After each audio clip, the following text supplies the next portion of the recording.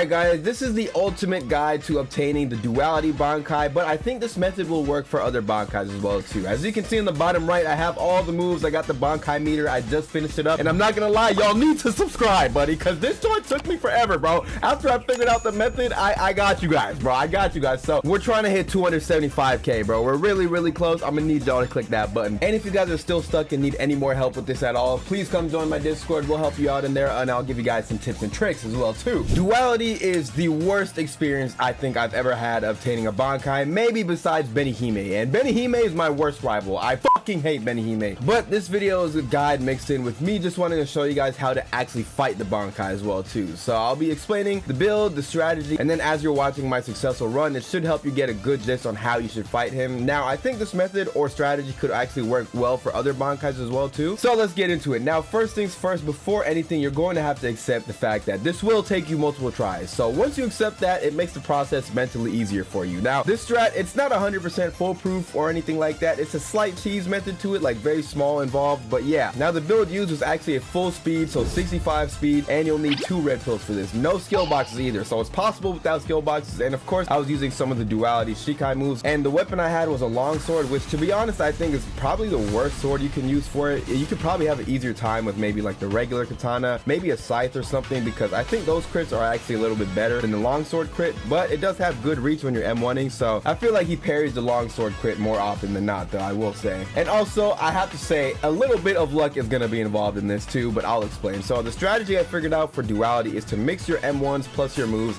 and dodging and blocking certain attacks using scepter step or just running back and running to the side. So you have to pick and choose when to attack. The boss has multiple high damaging moves, and he can hit you from all ranges, so close range, mid range, long range. He's like the most annoying guy to fight, bro. The long range move he does is like a fire trail. You can like sidestep that, but once you do, try to stay far away because sometimes you'll still get hit even if you're not even in the flames. Like, it's so weird. The close range move is like a circle attack that spins around him and does crazy damage, but you can actually block this most of the time. I noticed that sometimes the block builds up posture though, so if you angle it a certain way, you can actually block all of the attacks and there's no posture buildup. I would recommend running back after that because he tends to use a move right after. There's a move where he teleports up to the sky and rains down attacks on you. To be honest, I actually never figured out how to time or block that move, so in most cases you're probably gonna get hit, but you can block or parry the second part if you time it correctly, and it will do less damage if you do. He has a move where he grabs you and teleports you up and then combos you. You can also block the second part of that right before the attack finishes, but honestly it's kind of 50-50. Sometimes it works, sometimes it doesn't. I just literally spam F as much as I can and pray it parries. The next move essentially cuts you in half, and it's really annoying because the range on it is just too far. Like, it's literally you won't even be near it and you'll still get hit by it. You can parry this, but it's almost luck based, if that makes sense. So this one you might probably get hit by more often than not as well, and knowing this, you have to pick and choose when to attack and when not to, otherwise he will combo your ass up. Your best combos to use are floating strikes, swift slashes, and fast fang, because they all sort of combo into each other, and if you can manage to hit all 3 of those, you will do like 2 bars of his health damn near. So yeah, scepter step is also surprisingly very good at damage, and it's a good breather move. After you use it, you can try some M1s or try using a move. Time cut is also a great move too. It does good damage and lets you get out of danger. Waterfall dance is also one of the best moves you can use, but with this, try not to aim the first hit at him, otherwise he will parry it and just cancel the whole move. So like, try to angle it away from him at first and then move towards him. Skyscraper, I'm not gonna lie, it's kind of ass, so I didn't really use that one much at all.